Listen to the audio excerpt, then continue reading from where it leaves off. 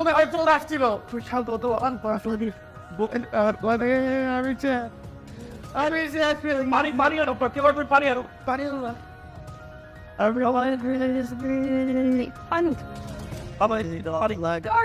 হ্যাঁ চোর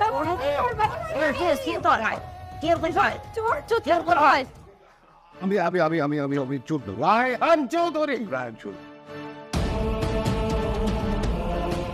তোমাকে আমি সেদিন বলি নাই আমার বাড়িতে তোমার প্রবেশ নিষেধ। তুমি কেন এসেছো আমার বাড়িতে, তাও রাতের বেলা চোরের মতো?